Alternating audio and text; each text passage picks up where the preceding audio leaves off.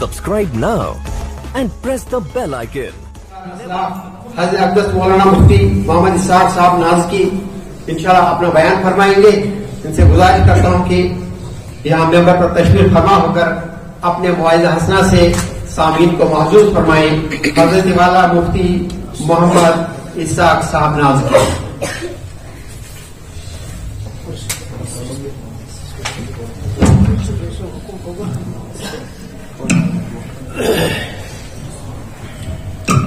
السلام علیکم ورحمۃ اللہ وبرکاتہ.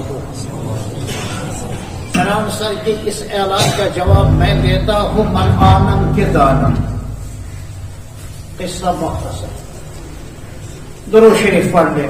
اللہم صل علی محمد وعلی آل محمد کما صلیت علی ابراہیم وعلی آل ابراہیم انک حمید مجید. اللهم بارك على محمد وعلى آل محمد كما باركت على إبراهيم وعلى آل إبراهيم إنك حميد مجيد.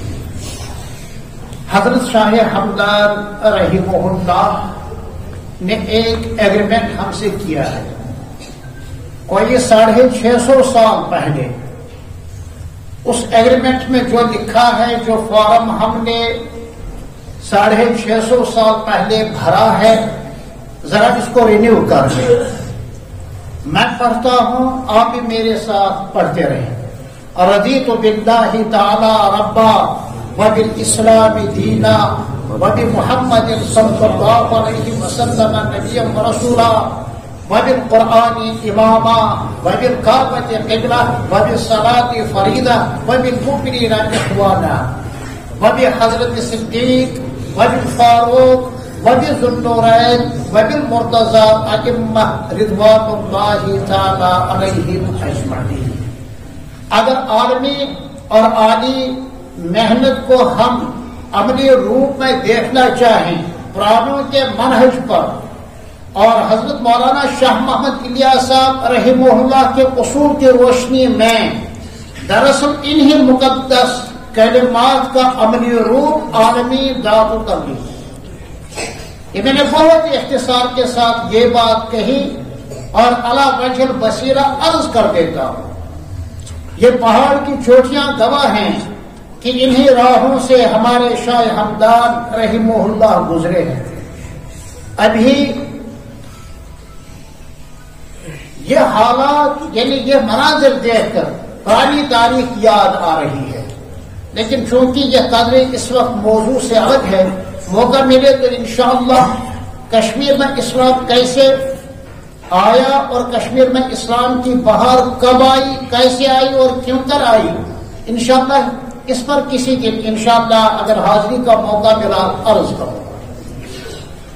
بسم اللہ الرحمن الرحیم. الحمدللہ رب العالمین والعاقبۃ للمتقین والصلاة والسلام على سید الانبیاء والمرسلین سیدنا محمد وعلى آلہ واصحابہ اجمعین. واعوذ باللہ من الشیطان الرجیم. بسم اللہ الرحمن الرحیم. ان هذا القرآن يهدي للتي هي اقوم. وعن عثمان رضی اللہ تعالی عنہ انه قال قال رسول اللہ صلی اللہ علیہ وسلم خیرکم من تعلم القرآن وعلمہ.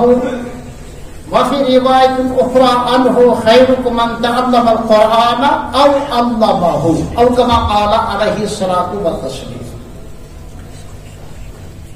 مدرسہ نور الاسلام مرکز دعوت التبلیغ قصبہ ڈوڑا, اس نسبت سے سالانہ اجلاس بھی ہے اور جلسہ دستار بندی بھی ہے.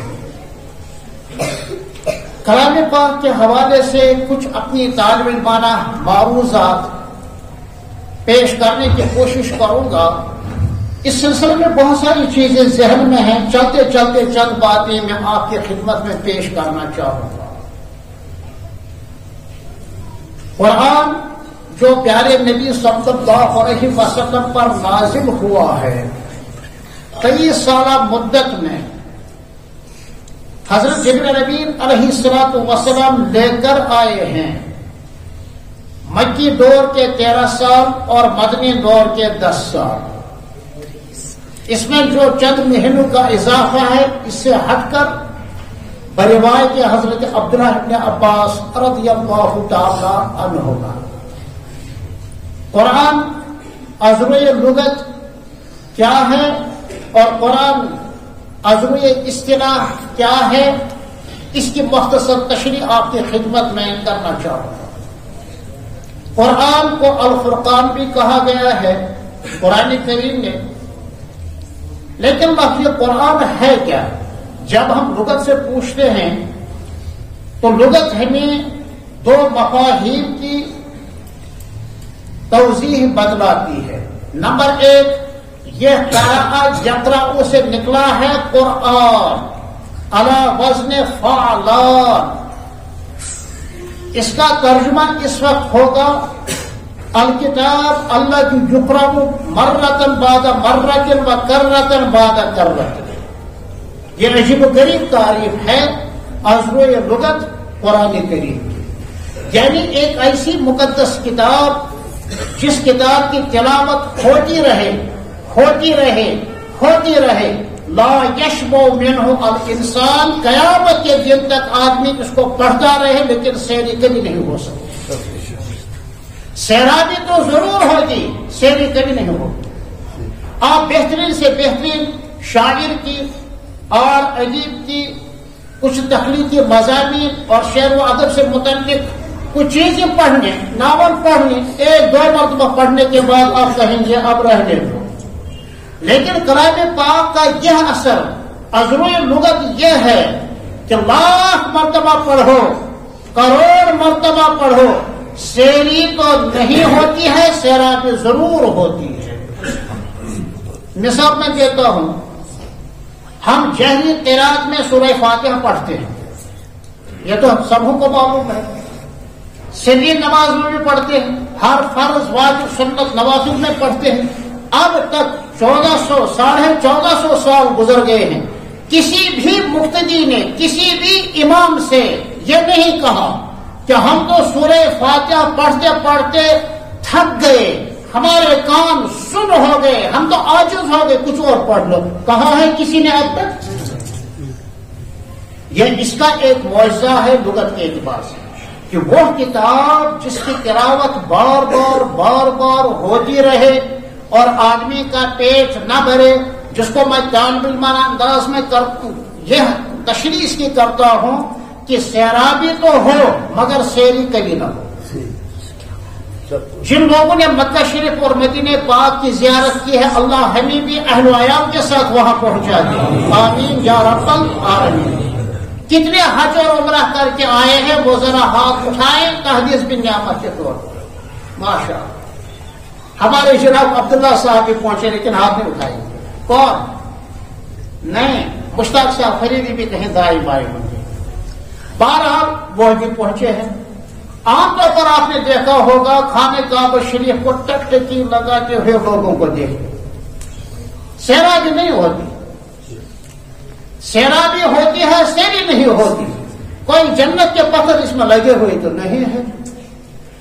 ایسے ہی مدینہ پاک جائے، گنبد خضرا کو آپ بار بار دیکھتے رہیں، روزہ اطہر کے ان مقدس جالیوں کو آپ بار بار دیکھتے رہیں. سلامت رہے تیرے روزے کی جالی، چمکتا رہے تیرے روزے کا منظر، ہمیں بھی عطا ہو شان ابی ذر، ہمیں بھی عطا ہو جذبے بلالی. سیری نہیں ہوتی، سیرابی ضرور ہوتی ہے. ایسے ہی کلام پاک کو آپ بار بار پڑھیں، بار بار سنیں، تھک تو جائیں گے. سیرابی ضرور ہوگی، سیری نہیں ہوگی. ذرا آپ ان حفاظ کلام پاک سے کہو نا، ایک ایک آیت کو کتنی مرتبہ آپ نے پڑھا، پھر بار بار پڑھا، پھر سنایا، پھر بار بار پڑھا، پھر بار بار پڑھا، تھک تو گئے ہوں گے. سیرابی ضرور ہوتی ہے، سیرابی نہیں ہوتی. یہ ہے القرآن کا لغت کے اعتبار سے اس کا معجزہ. اور القرآن کا دوسرا لغت کے اعتبار سے قرآن یقرن، ملا ہوا ہونا. احادیث میں اس کی تشریح آئی ہے کہ حضرت نبی اکرم صلی اللہ علیہ وسلم نے ایک موقع پر فرمایا، بُعِثْتُ أَنَا وَالسَّاعَةُ كَهَاتَيْنِ، وَكَانَ يَكْنُ بَيْنَ إِصْبَعَيْهِ السَّبَابَ وَالْوُسْطَى. ایک صحابی حضور صلی اللہ علیہ وسلم کے ایکشن کو دکھلاتے ہیں، سمجھاتے ہیں کہ حضرت ختم نبوت کے تاجدار محمد عربی صلی اللہ علیہ وسلم جو صاحب معراج ہیں، صاحب براق ہیں، صاحب علم ہیں، صاحب قرآن ہیں، صاحب فرقان ہیں، صاحب طٰہٰ ہیں، صاحب یاسین ہیں، جن کو اللہ نے اپنا مخاطب بنایا ہے یا ایھا المزمل سے، یا ایھا المدثر سے، جو شافع محشر ہیں، شفیع المذنبین ہیں، رحمت للعالمین ہیں، سید الاولین والآخرین ہیں، خاتم الانبیاء والمرسلین ہیں، تاجدار ختم نبوت ہیں، تاجدار رسالت عظمیٰ ہیں، حیات النبی ہیں صلی اللہ علیہ وسلم کہ سنو مجھے قیامت کے ساتھ یوں بھیجا گیا. حضور صلی اللہ علیہ وسلم کی بعثت فائنل بڑھ ہے، اتمام حجت ہے.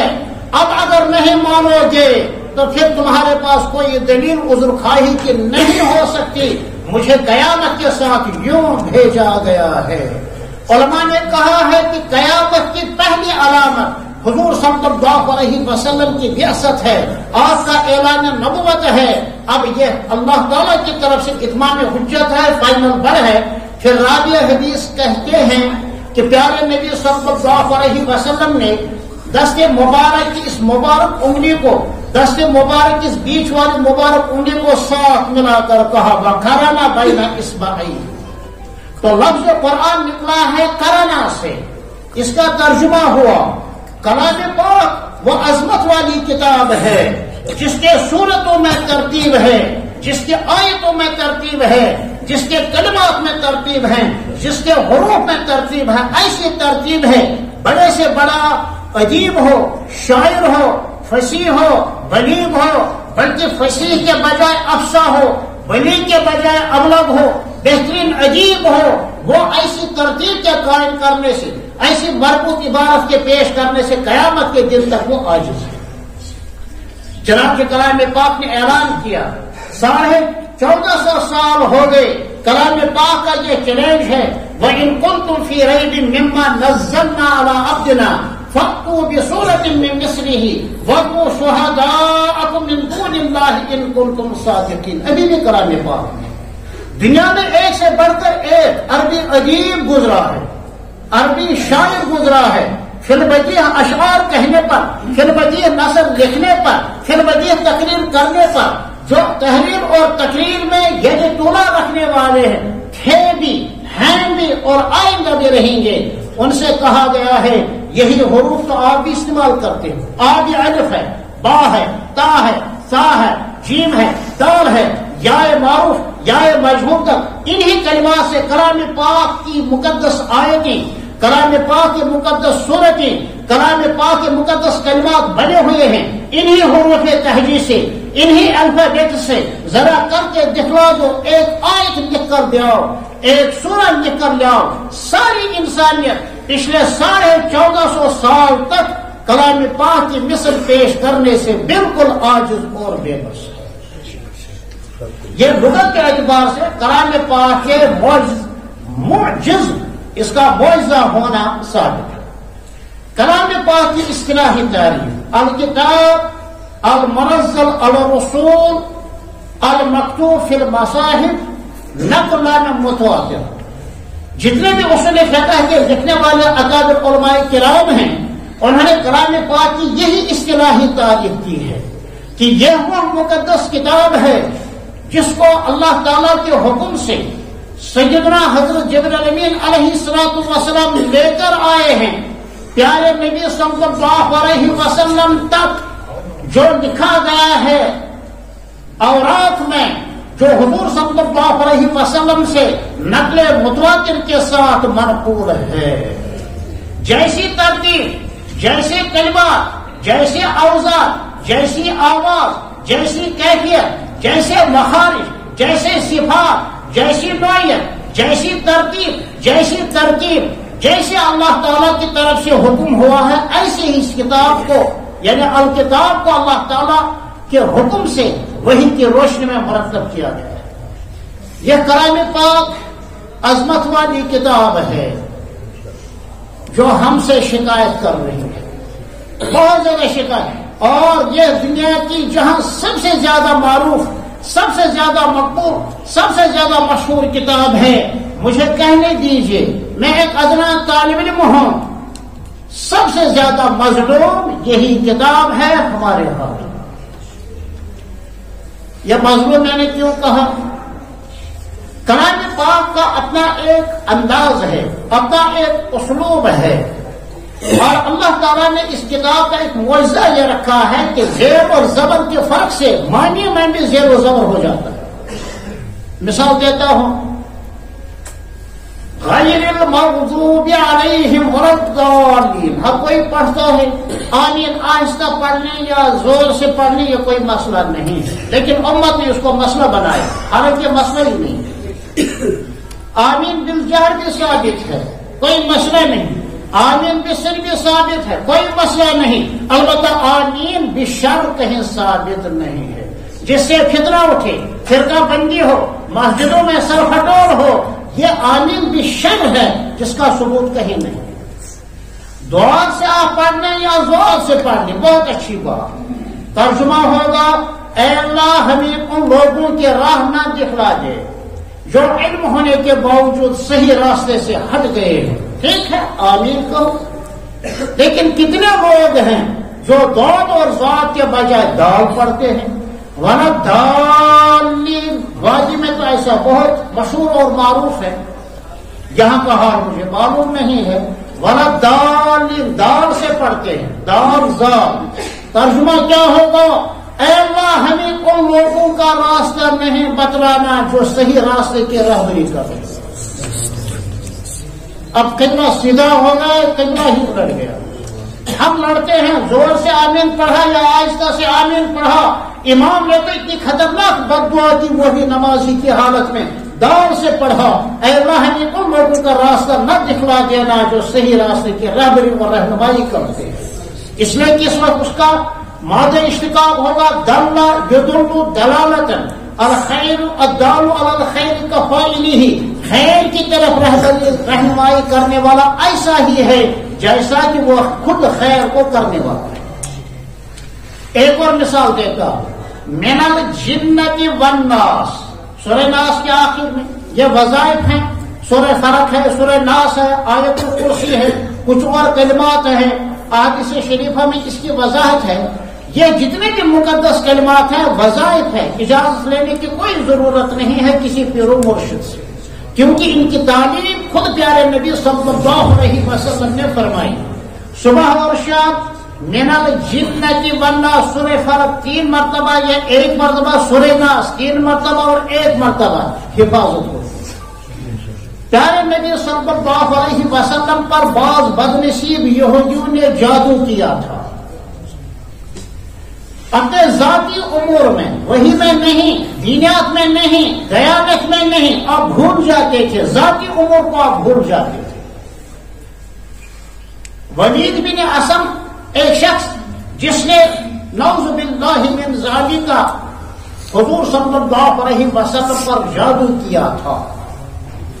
تو جبریل امین علیہ السلام ان 2 مقدس سورہ شریفہ کو لے کر آئے جن میں 13 آیتیں ہیں. یہ وظیفہ بھی ہے، یہ معمول بھی ہے اسلاف کا، اور کلام پاک کی 2 مقدس صورتیں بھی ہیں. جون جبریل امین علیہ السلام نے ایک آیت کریمہ کی تلقین کی، اور پیارے نبی صلی اللہ علیہ وسلم نے ایک آیت کریمہ کی تلاوت فرمائی. ایک گرہ کھل گیا، دوسرا گرہ کھل گیا، تیسرا گرہ کھل گیا. 11 گرہوں پر اس بدنصیب آدمی نے حضور صلی اللہ علیہ وسلم پر جادو کیا تھا. 11 گرہیں کھل گئے اور حضور صلی اللہ علیہ وسلم کھل گئے. یہ ہمارے لیے وظیفہ ہے. اب اسی میں ہے من الجنۃ والناس، یا اللہ سرکش جنات سے تیری پناہ چاہتا ہوں. کتنے لوگ ہیں جو جیم کے بجائے زبر پڑھتے ہوں گے اور معنی میں بھی زیر و زبر ہو جاتا ہے. من الجنۃ والناس، یا اللہ جنت سے تیری پناہ چاہتا ہوں. نعوذ باللہ من ذالک. پیارے نبی صلی اللہ علیہ وسلم کا پیارا ارشاد، رب تال للقرآن والقرآن یلعنہ، سنو کلام پاک کی تلاوت کرنے والے بہت ہیں مگر کلام پاک ان پر لعنت بھیجتا رہتا ہے۔ کون؟ اس کے سلسلے میں علماء کرام کے مختلف اقوال ہیں۔ ایک وہ ہے جو جھوٹ بولتا ہے تو خود ہی کہتا ہے فلعنۃ اللہ علی الکاذبین۔ ایک شخص خود ظلم کا مرتکب ہے، خود پڑھتا ہے فلعنۃ اللہ علی الظالمین۔ لہذا ایک قرآن کو جھوٹ سے بھی بچنا ضروری ہے، ایک قرآن خان کو ظلم سے بھی بچنا ضروری ہے، اور ظلم و ظلمات یوم القیامہ، قیامت کے دن یہ ظلم بہت ساری تاریکیوں کو لے کر آئے گا۔ اب جب ہم اپنے معاشرے پر نظر ڈالتے ہیں تو بہت افسوس ہوتا ہے، حقوق البشر ہمارے ہاتھوں پامال ہوتے ہیں، قدم پر قدم پامال ہوتے ہیں، تو کلام پاک کی تعلیمات کے حوالے سے ہم اس سلسلے میں بہت زیادہ ظالم ہیں، اور کلام پاک ہمارے ہاتھوں بہت ہی زیادہ مظلوم بھی ہے۔ حضرت اللہ جل مجدہ کا ارشاد ہے ان ھذا القرآن یہدی للتی ہی اقوم۔ جب طالب ہدایت ہو اور اخلاص کے ساتھ اللہ سے ہدایت کی دعا مانگے، ایسے لوگوں کے لیے کلام پاک بہترین رہنما والی کتاب ہے۔ اس میں زندگی کے گزارنے کے اسلوب بتائے گئے ہیں، کلام پاک ان کے لیے سراسر ہدایت ہی ہدایت ہے۔ حضرت عثمان غنی رضی اللہ تعالیٰ عنہ سے مشہور حدیث پاک منقول ہے اور کتب ستہ میں موجود ہے، بخاری شریف، مسلم شریف، ترمذی شریف، ابو داؤد شریف، نسائی شریف، ابن ماجہ شریف میں حضرت عثمان غنی رضی اللہ تعالیٰ عنہ کی مشہور روایت ہے کہ پیارے نبی صلی اللہ علیہ وسلم نے فرمایا خیرکم من تعلم القرآن وعلمہ، تم میں بہترین وہ آدمی ہے جو کلام پاک خود سیکھے پھر اوروں کو سکھلائے۔ مدارس میں یہی کام ہے، کلام پاک کو صحت کے ساتھ پڑھنا، کلام پاک کو صحت کے ساتھ پڑھنا۔ جہاں ایک مسئلہ ضمن آ گیا ہے، کتب فقہ میں لکھا ہوا ہے کہ امامت کا حق کس کو ہے، یہ بھی لکھا ہے کہ اسلامی خلافت ہی کی ذمہ داری ہے کسی مسجد کے امام کو مقرر کرنا، زید کو اور بکر کو اور عمر کو اس کا اختیار نہیں ہے۔ اسلامی خلافت کے اثرات گھروں گھروں ہیں، حتیٰ کہ مسجد میں کس کو امام رکھیں کس کو امام نہ رکھیں اس کا فیصلہ بھی حکومت وقت یعنی خلافت اسلامیہ ہی کر سکتی ہے۔ چنانچہ وہاں لکھا ہوا ہے ان الاحق بالامامۃ العالم ثم الاقرا ثم الاورا ثم الاسن ثم احسن الثياب، کہ اسلامی خلافت کس کو امام مقرر کرے گی، چاہے جامع مسجد ہو چاہے محلے کی مسجد ہو۔ سب سے پہلے دیکھ لیں جس کو نماز سے متعلق تمام مسائل کا علم ہو۔ اب اگر سبوں نے مولانا بدہ منہ کو خوب توجہ اور دلچسپی کے ساتھ پڑھا ہے، نور نزا کو پڑھا ہے، مختصر القبوری کو پڑھا ہے، صرف کتاب الصلاۃ، کتاب الصوم نہیں، کتاب الزکات نہیں، کتاب الحج نہیں، نماز سے متعلق تمام مسائل کا علم اگر تینوں نے مکمل طور پر پڑھ لیا، پھر آگے کس کو بڑھائے؟ قرآن اندازی کس میں؟ ان میں جو سب سے زیادہ اچھا کلام پاک پڑھنے والا ہو، مخارج کے اعتبار سے اور صفات کے اعتبار سے۔ ماشاءاللہ اگر سب کے سب تفسیر تجوید میں پڑھ چکے ہیں، اصول تجوید بھی پڑھ چکے ہیں، فوائد مکیہ بھی پڑھ چکے ہیں، خوب رہن سہن بھی کی ہے، خوب تمرین بھی کی ہے، خوب ورکشاپ بھی کیے ہیں، سب کے سب ایک ہی معیار کے ہیں، تو آگے کس کو بڑھائے؟ جو ان میں زیادہ تقوی والا ہو۔ اور اگر ماشاءاللہ سبوں نے 4 مہینے دیے ہیں، صاحب تقوی اور طہارت ہیں، معاملات ان کے ساتھ ہیں، عبادات کا اہتمام ہے، اخلاص نیت بھی ہے، سب 4 مہینے والے ہیں، تو آگے کس کو بڑھائے؟ جو ان میں زیادہ عمر والا ہو۔ اور اگر سب کے سب 60 سال کے ہوں تو پھر کس کو بڑھائے؟ ثم احسن ثيابا، جس کے کپڑے ان میں سب سے زیادہ اچھے ہوں۔ وہاں تک تو نوبت نہیں پہنچے گی، لیکن بہرحال ترتیب ہے۔ یہ امامت کا مسئلہ بڑا نازک ہے، جو بنا وہ یہاں بنا، سنو عمر بنے، ابو بکر بنے، عمر بنے، عثمان بنے، علی بنے، زبیر بنے، جتنے بھی صحابہ بنے وہ ممبر اور محراب میں اور نبی اکرم صلی اللہ علیہ وسلم کی مسجد میں بنے. البتہ ان کو عشق اور وفا کا امتحان میدان بدر میں، میدان احد میں دینا پڑا. بنے جو بنے یہی بنے. امام کی نماز صحیح، سبوں کی نماز صحیح، امام کی نماز غلط، سبوں کی نماز غلط. مثال دیتا ہوں، اگر ایک مقتدی پورے اخلاص کے ساتھ آج زمزم سے وضو کر کے آیا، تمام آداب کی رعایت کرتے ہوئے، امام صاحب کے پیچھے نماز پڑھ لی، امام صاحب مثلا ان کی نماز ٹوٹ گئی، یا وہ یہ سمجھ رہے تھے میرا وضو ہے لیکن وضو نہیں تھا، تو اس کی نماز ادا نہیں ہوئی. امام کی نماز صحیح، سبوں کی نماز صحیح، امام کی نماز فاسد، سبوں کی نماز فاسد. اب عام طور پر ہم مسجدوں میں دیکھتے ہیں قرآن پڑھنے والے صحیح نہیں ہیں. ان مدارس سے یہی پہلی محنت ہے کہ کلام پاک پڑھنے والا صحیح ہو اور نماز سے متعلق مسائل سے واقفیت رکھنے والا ہو. جب یہاں اصلاح ہو تو میدان میں اصلاح ہو، جب یہاں اصلاح نہیں تو کہیں اصلاح نہیں ہے. جلیل القدر صحابی سیدنا حضرت ابو ذر غفاری رضی اللہ تعالی عنہ کا ارشاد ہے کہ پیارے نبی صلی اللہ علیہ وسلم نے فرمایا، یا ابا ذر لأن تغدو فتعلم آیۃ من کتاب اللہ خیر لک من ان تصلی 100 رکعۃ. یا ابا ذر لأن تغدو فتعلم بابا من العلم امر به او لم يعمل خیر لک من 1000 رکعۃ. عجیب و غریب حدیث.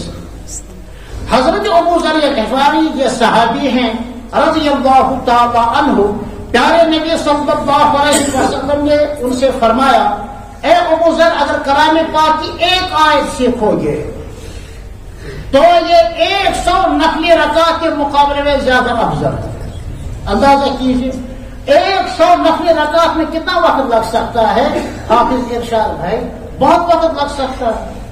اس کے مقابلے میں اگر کسی نے ایک آیت کریمہ سیدھی کرنی اچھی طرح سمجھ لی، تفسیر وغیرہ نہیں، لطائف اور معارف اور اسرار کے ساتھ نہیں، اس کو صحیح پڑھا تو 100 نفلی رکعت کے مقابلے میں زیادہ افضل ہے. ہمارے حضرت شیخ مولانا محمد زکریا صاحب رحمہ اللہ فضائل قرآن میں ایک جگہ فرماتے ہیں کہ جوہلا کے یہاں نوافل کا بہت زور ہوتا ہے. جوہلا کے یہاں نوافل کا بہت زیادہ زور ہوتا ہے. فرائض اور واجبات اور سنن کو ترک کر کے یہ دینداری نہیں ہے. یہ دین کے نام پر دراصل جہالت ہے، دین یہ نہیں ہے. فرائض کا اہتمام کرنا، واجبات کا اہتمام کرنا اور سنن کا اہتمام کرنا، پھر اگر وقت بچے تو نوافل کا اہتمام کرنا. تو کلام پاک کی ایک آیت سیکھنا یہ 100 نفل رکعت کے مقابلے میں زیادہ افضل ہے. اسی بنا پر اسلام میں علم کی زیادہ فضیلت بیان کی گئی ہے. پیارے نبی صلی اللہ علیہ وسلم کو کتنا علم دیا گیا. اوتیت علم الاولین والآخرین، یہ خود آپ نے اپنے ذات اقدس کے بارے میں ارشاد فرمایا ہے. سنو حضرت آدم سے لے کر حضرت عیسیٰ تک جو علوم اور معارف اور اسرار اور رموز اور ذرائع اور طرائف انبیاء کرام کو الگ الگ دیے گئے ہیں، وہ سارے علوم تنہا مجھے دیے گئے. یہ معمولی بات نہیں ہے. مگر اس کے باوجود اللہ کا حکم ہوا وَقُلْ رَبِّ زِدْنِي عِلْمًا، اے میرے محبوب، اے میرے مخاطب، آپ یہ دعا مانگتے رہیں، اے اللہ میرے علم میں اور زیادہ اضافہ فرما. علم کے حوالے سے ہم بہت پیچھے. علم کے حوالے سے مسلمان ہی وہ قوم ہے، وہ زندہ دل قوم رہی ہے جنہوں نے تمام عصری اور دینی علوم کی بنیاد ڈالی ہے. مجھے عرض کرنے دیجئے، جو اس وقت ترقی یافتہ سائنسی دنیا ہے اس کی بنیاد مسلمانوں نے ڈالی ہے. کووڈ-19 کا علاج ہمارے پاس ہے، تمام امراض کا علاج مسلمانوں کے پاس ہے، ایڈز کا مرض بھی اسلام کے پاس ہے، ناسوروں کا علاج بھی اسلام کے پاس ہے، عالمی وائرس کے اس مرض کا علاج ہمارے پاس ہے، مگر ہم نے اس دین پر چلنا چھوڑ دیا۔ قرآن کے اصول تمدن، قرآن کے اصول معاش، قرآن کے اصول معاشرت، قرآن کے بتائے ہوئے حقوق البشر، کلام پاک نے جو تصور دیا ہے عبادات کا، کلام پاک نے جو عقائد کا فلسفہ بتا دیا ہے، اس حوالے سے ہم بہت پیچھے ہیں اور ہم نے کلام پاک پر بڑا ظلم کیا ہے۔ پھر آگے چل کر فرمایا یا ابا ذر، اگر آپ علم کا ایک باب پڑھ لیں، چاہے اس پر عمل ہو یا نہ عمل ہو، یہ 1000 نفلی رکعت کے مقابلے میں افضل ہے۔ 1000 نفلی رکعت۔ ذرا مولانا حفظ الرحمان صاحب دامت برکاتہم العالیہ سے پوچھ لیں، اس لیے کہ ان کو ان چیزوں کا حساب بہت جلدی آتا ہے کہ 1000 نفلی رکعت کا کتنا وقت لگے گا، کتنی مشقت ہوگی، معلوم نہیں کتنے پاجائے میں گھس جائیں گے۔ لیکن بتایا گیا اگر کوئی شخص علم کے ایک چیپٹر کو، علم کے ایک لیسن کو، علم کے ایک ایکسرسائز کو، علم کے ایک باب کو پڑھ لے، وہ 1000 نفلی رکعت کے مقابلے میں زیادہ فضیلت رکھتا ہے۔ مثلا کسی نے وضو سے متعلق تمام مسائل پڑھ لیے، یاد کر لیے، اچھی طریقے سے سمجھ گیا، تو 1000 نفلی رکعت کے مقابلے میں زیادہ فضیلت۔ بُعِثْتُ لِأُتَمِّمَ مَكَارِمَ الْأَخْلَاقِ، یہ پیارے نبی صلی اللہ علیہ وسلم کا مبارک اور پیارا پیارا ارشاد۔ سنو، میں اخلاق کی تکمیل کے لیے دنیا میں بھیجا گیا ہوں، اور اخلاق کی تکمیل بغیر علم کے نہیں ہو سکتی۔ سنو، مجھے دنیا میں معلم کی حیثیت سے بھیجا گیا ہے۔ وہ اس کو معلمہ، مجھے دنیا میں سکھلانے کے لیے، مجھے دنیا میں تزکیہ اخلاق کے لیے، مجھے دنیا میں تعلیم کے لیے، مجھے دنیا میں تربیت کے لیے بھیجا گیا ہے۔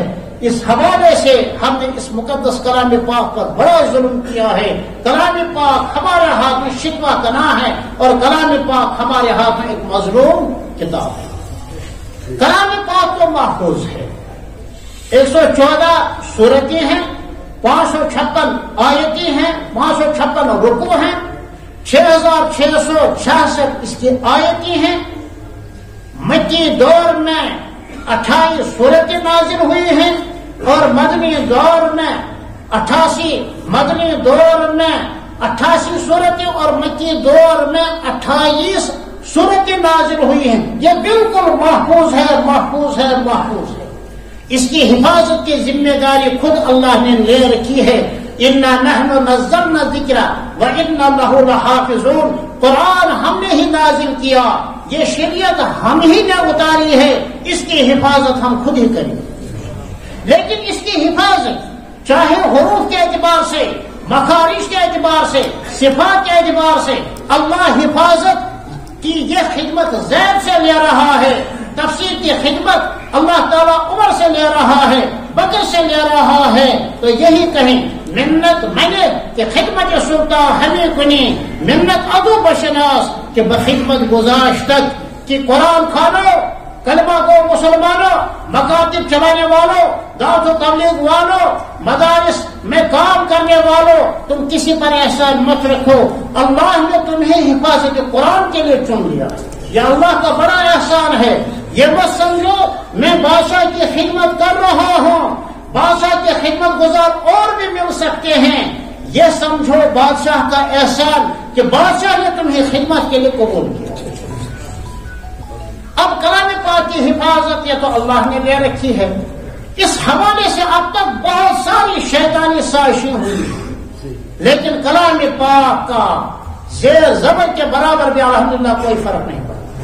کلام پاک کے ادب کے حوالے سے ایک واقعہ میرے ذہن میں آتا ہے، مشہور واقعہ ہے، عجیب و غریب مشہور واقعہ ہے، وہ ان کا نام ابھی میرے ذہن میں نہیں آ رہا ہے، جو ناول کشور، ماشاء اللہ ناول کشور، جو تقسیم ہند سے پہلے پورے بر صغیر میں کلام پاک اور اسلامی کتاب کے چھپانے میں بہت زیادہ مشہور تھے، پریس والے تھے، ناول کشور لکھنوی، ناول کشور لکھنوی، ذہن میں ان کا نام آ گیا۔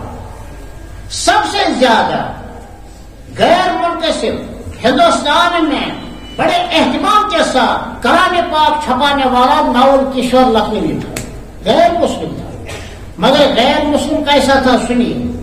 انہوں نے اپنے تمام ملازمین کو اس چیز کا مکلف بنایا تھا کہ جب کلام پاک کو ہمیں چھپانا ہے بڑے اہتمام کے ساتھ چھپاتے تھے۔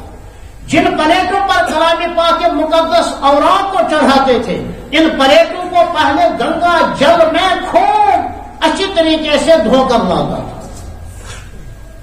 اور پھر جو ملازمین کلام پاک چھپانے پر مامور تھے، جن میں کچھ مسلم تھے اکثر غیر مسلم تھے، ان کے لیے حکم تھا پہلے نہا لو، پھر عطر مارو، پھر سب کے سب سفید کپڑے پہن لو۔ اس اعتبار سے وہ کلام پاک کی طباعت کرتا تھا، اور طباعت کے حوالے سے، صفائی کے حوالے سے جو پانی ان پلیٹوں یا اوراق کے ساتھ کہیں مس کرتا تھا، ان تمام قطروں کو وہ ایک بڑے برتن میں جمع کیا کرتا تھا بڑے ادب کے ساتھ، پھر اس بچے ہوئے پانی کو گنگا میں ڈالتا تھا۔ یہ پوری زندگی کا معمول اس کا رہا ہے۔ جب اس شخص کا انتقال ہو گیا، ہندو برادری نے اس کو جلانے کے لیے شمشان گھاٹ کو لے گئے، آگ بھی جلائی، پیٹرول بھی ڈالا، مٹی کا تیل بھی ڈالا، لیکن ناول کشور لکھنوی جل نہیں سکا۔ یہ تو مشہور بات ہے۔ مولانا عبد الماجد صاحب دریابادی نے بھی، اور حضرت مولانا منظور صاحب نعمانی نے بھی، اور دوسرے بہت سارے لوگوں نے اس واقعے کو لکھا بھی ہے کہ لوگوں نے اپنی آنکھوں سے دیکھا کہ شمشان گھاٹ میں جلانے کے باوجود ناول کشور کے جسم کو آگ کچھ نہیں کر سکتی۔ یہ معجزہ انہوں نے خود اپنے آنکھوں سے دیکھا۔ جو اس دور کے اہل علم تھے، انہوں نے یہ کہا کہ کلام پاک کی عظمت اس کے دل میں بہت زیادہ تھی، بعید نہیں ہے، اسی عظمت کی وجہ سے اللہ تعالیٰ نے اس پر دنیا کی آگ کو حرام قرار دیا ہے، چونکہ اس کے ایمان کی ہمیں شہادت نہیں ملی ہے، اور اس کے زبان سے کلمہ کفر بھی نہیں نکلا ہے۔ یہی وجہ سے بعض علماء نے کہا ہے کہ وہ دنیا میں جانے سے پہلے کلمہ طیبہ پڑھ چکے تھے۔ ان کے فرزند کا انتقال کئی سال پہلے بہت عمر رسیدہ ہو کر لاہور میں ان کے فرزند کا انتقال ہوا مسلمان ہوا۔ یہ منظر دیکھ کر بہت سارے غیر مسلم مسلمان ہو، اور ہمارے ہاتھوں آج کلام پاک کہیں بھی رکھ دیا، بغیر وضو کے اٹھا دیا، بس جیسے باٹنی ہے، کیمسٹری ہے، فزکس ہے، کوئی کتاب ہے، بائیں ہاتھ میں لے کر جا رہے ہیں۔ کلام پاک مظلوم کتاب ہے، اور ہم یقیناً اس حوالے سے بڑا ظلم کر رہے ہیں۔ ایک اور واقعہ ذہن میں آیا، ڈاکٹر آرتھر ڈک ایک عیسائی محقق عالم تھے، ایکس کمپنی کے ڈائریکٹر تھے، اور سافٹ ویئر ٹیکنالوجی کے بانی تھے، جو سائنس پڑھے ہوئے ہیں وہ بخوبی جانی تھے۔ ڈاکٹر آرتھر ڈک انتہائی متعصب تعصب زدہ عیسائی عالم تھا۔ انہوں نے شروع میں ہی طے کیا تھا کہ مسلمانوں کا جو دعویٰ ہے اِنَّا نَحْنُ نَزَّلْنَا الذِّكْرَ وَإِنَّا لَهُ لَحَافِظُونَ، اس دعویٰ کو میں سائنسی بنیادوں پر غلط ثابت کروں، یعنی کلام پاک میں تحریف ہو چکی ہے۔ یہ قرآن وہ نہیں ہے جو محمد صلی اللہ علیہ وسلم کو دیا گیا تھا، نعوذ باللہ۔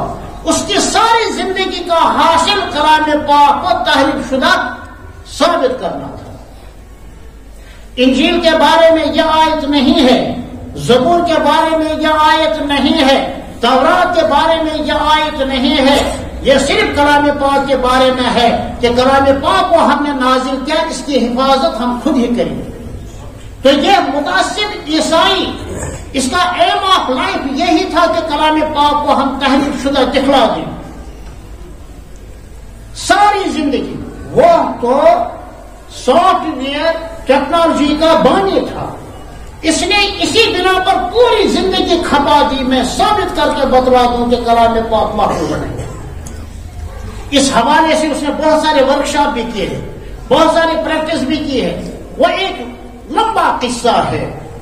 آخر میں اس نے کہا ڈاکٹر علی عبداللہ، مصر کے ان کے بہت بڑے دوست تھے اور بہت بڑے سائنسدان بھی تھے، لیکن علم نواز تھے اور خود عربی علوم سے بہت زیادہ واقف تھے، جامعہ ازہر کے فارغ تھے، ڈاکٹر بھی تھے، سائنس والے ڈاکٹر۔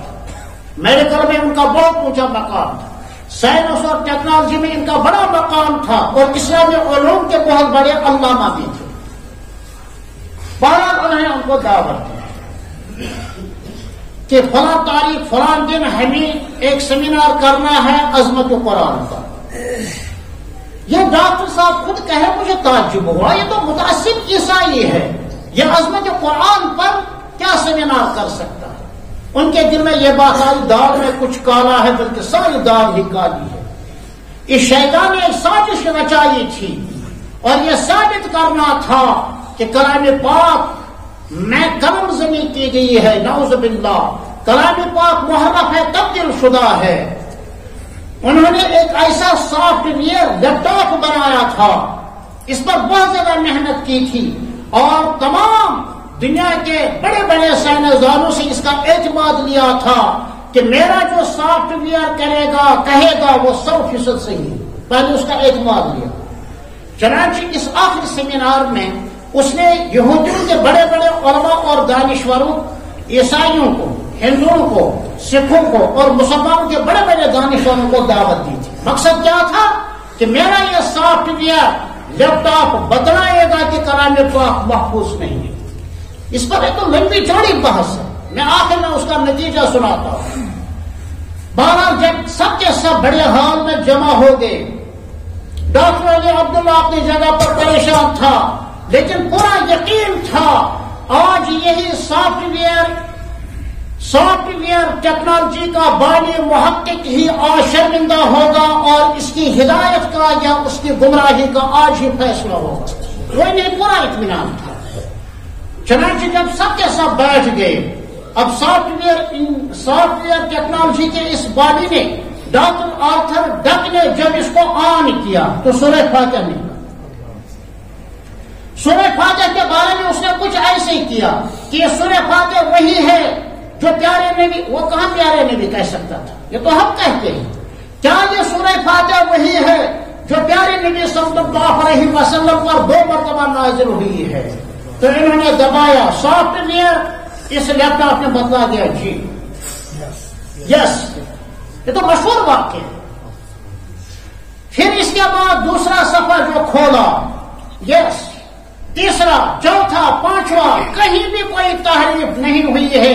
یہ صدمہ برداشت نہیں کر سکا اور ڈاکٹر آرتھر ڈک اسی وقت جہنم رسید ہو گئے، اور قرآن نے بتلا دیا چاہے کسی بھی روپ میں آ جاؤ گے، اس کی 26 آیتوں کا چیلنج کرو گے یا کسی بھی آیت کریمہ کا چیلنج کرو گے، رسوائی تمہاری قسمت میں ہے، کلام پاک محفوظ ہے اور اس وقت تک الحمدللہ محفوظ ہے۔ ایک اور واقعہ ذہن میں ہے، جب ہندوستان پر سامراج انگریز کا قبضہ ہوا تو تاریخ نے یہ بتلا دیا کہ 90 سال کی اس مدت میں مجموعی طور پر انگریز نے کتنا ظلم کیا ہندوستان میں، بر صغیر میں بسنے والے مسلمانوں پر۔ اس کا ٹارگٹ صرف مسلمان تھا، باقی نہیں تھے۔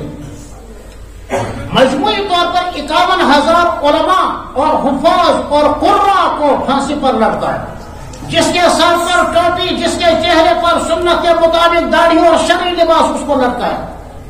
دہلی کے چاندنی چوک سے لاہور کے کشمیری گیٹ پر ہر نکڑ پر کسی نہ کسی کی لاش لٹکی ہوئی ملتی تھی۔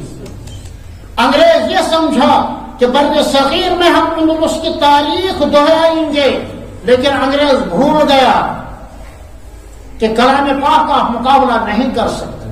51,000 علماء اور بے شمار نسخے کلام پاک کے دریا برد کیے گئے، نظر آتش کیے گئے، نعوذ باللہ من ذالک۔ اسی دوران ایک واقعہ پیش آیا، لاہور کے ہائی کورٹ میں ایک سفید داڑھی والے بزرگ اپنے چھوٹے سے بچے کو لے کر آیا، 10 سال کا بچہ تھا، دیکھو اونگ رہا ہے، 10 سال کا بچہ لے کر آیا کسی مسئلے میں۔ انگریز جج تھا، انگریزوں میں ایک خوبی تھی، وہ جب فریقین کے درمیان فیصلہ کرتے تھے تو عدل و انصاف پر فیصلہ کرتے تھے، جو ہمارے عدالتوں میں آج کہیں نہیں ہے۔ عدل اور انصاف پر مبنی فیصلہ کرتے تھے. ظلم اس نے کتنا کیا وہ الگ بات ہے، ان کے عقائد کیا تھے وہ الگ بات ہے، لیکن جب مدعی اور مدعا دونوں آتے تھے تو وہ عدل اور انصاف کے مطابق فیصلہ کرتے تھے. 12 بزرگ سفید داڑھی والے اپنے ساتھ اپنے پوتے کو لے کر آئے، انہوں نے اکرام کیا. انگریز جج نے کہا یہ کون بچہ ہے؟ کہا یہ بچہ میرا 10 سال کا ہے، پورے کلام پاک کا حافظ ہے. کہا کیسے یہ ہو سکتا ہے؟ کہاں ہے؟ کہا مجھے سناؤ. بیٹے سناؤ. بیٹے نے 3 دن میں 10 پارے ایک ہی مجلس میں سنا دیے. جج نے اپنا سارا کام روک دیا، 3 دن میں پورا کلام پاک. پھر اپنے اقوام کو لکھا انگلستان میں جو ہندوستان کو غلام بنا رہے تھے، ان کو لکھا کہ آپ مسلمانوں کے کلام پاک کو آپ ختم کرنا چاہیں لیکن ان سینوں کو کیسے پھاڑ سکتے. اس کے بعد یہ سلسلہ ظلم اور جبر کا انگریزوں کا رک گیا کہ جب تک سینوں میں یہ کلام پاک موجود ہے آپ اسلام کو اور قرآن کو نہیں مٹا سکتے. بہرحال کلام پاک کے حوالے سے ہم بڑے ظالم بھی رہے، لیکن اللہ تعالیٰ جن لوگوں سے کلام پاک کی حفاظت کی یہ خدمت لے رہا ہے ان کو چاہیے کہ اللہ کا یہ بڑا احسان ہے، اس احسان کو احساس ہونا یہ بہت ضروری ہے. آخر میں ایک بات عرض کرنا چاہوں گا. حضرت نبی اکرم صلی اللہ علیہ وسلم انہوں نے امت کو مرض بھی بتلا دیا ہے اور مرض کا علاج بھی بتایا. یہ ایک تفصیل طلب موضوع ہے. مرض بھی بتلایا ہے اور مرض کا علاج بھی بتایا ہے، روحانی امراض ہوں یا جسمانی امراض. چنانچہ جو اہل علم یہاں بیٹھے ہوئے ہیں دائمان اور ماشاءاللہ خوش صاحب عادت بھی ہے، ماشاءاللہ پڑھے لکھے ہو، احادیث شریفہ کی مقدس کتابوں میں ابواب طب ابواب نبی بھی آیا ہے. ابواب طب نبی یعنی حضور صلی اللہ علیہ وسلم کا میرے.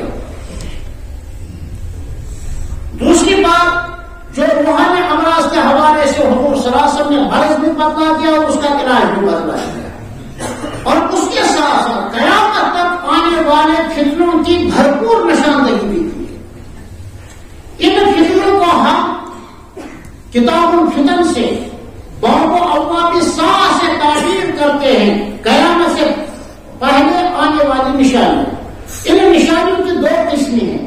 ایک ہے علامات کبریٰ بڑی علامتیں، وہ 10 ہیں، اور ایک ہے علامت صغریٰ، وہ تو بہت ہے. جب ہم ان کتابوں کا مطالعہ کرتے ہیں کہ پورے معاشرے پر انسانی معاشرے پر نظر ڈالتے ہیں، یہ سب کے سب علامتیں اس وقت پوری ہو چکی ہیں. اب صرف امام مہدی کے ظہور کا وقت بہت قریب ہے. اس حوالے سے بعض سائنسدانوں کا تجزیہ بھی ہے اور ڈاکٹر اسرار صاحب رحمت اللہ علیہ کا اپنا تجزیہ بھی ہے، اپنا ایک ذوق ہے. وہ کوئی 20-22 سال پہلے ایک مضمون میں لکھتے ہیں، وہ سوشل میڈیا پر بھی وائرل ہو چکا ہے، اور وہ مضمون میں نے خود مکہ شریف کے قیام کے دوران خود پڑھا ہے جدہ اردو نیوز میں. لکھا ہے کہ میرا ادراک اور شعور بتلاتا ہے کہ امام مہدی کی ولادت ہو چکی ہے، اور مہدی ہونے کی سچی صداقت کی دلیل یہ ہے کہ مہدی ہونے کا دعویٰ نہیں کرے گا. جنہوں نے مہدی ہونے کا دعویٰ کیا وہ جھوٹے ہیں. سچے مہدی کی صداقت کی دلیل یہ ہے وہ مہدی ہونے کا دعویٰ نہیں کرے گا. اس زمانے کے ارباب بصیرت، ارباب عرفان، علماء ربانیین اس کو پہچانیں.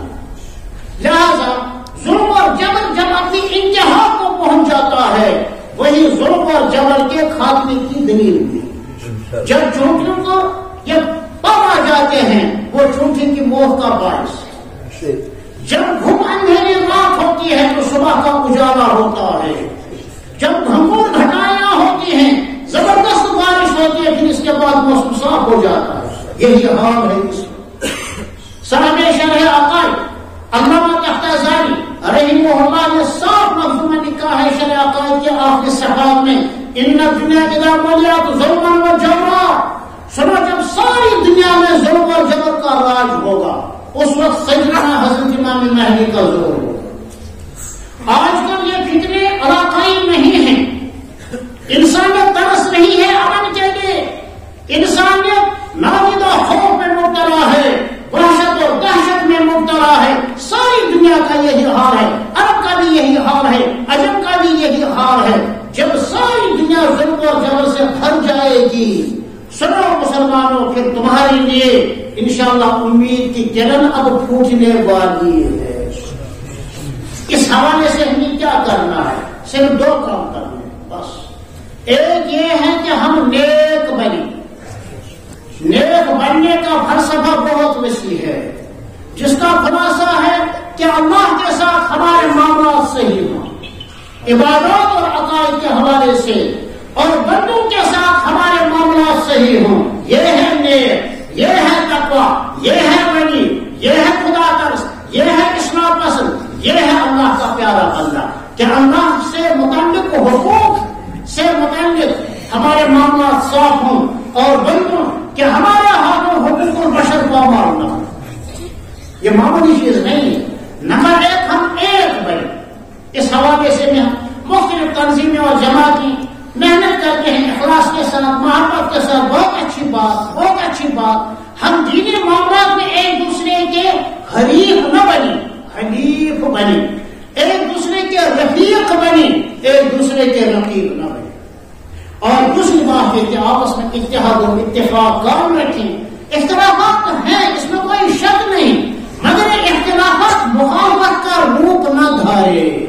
بس اس پر محنت کرنی ہے، دائی بننا ہے ایک بننے کا، دائی بننا ہے نیک بننے کا۔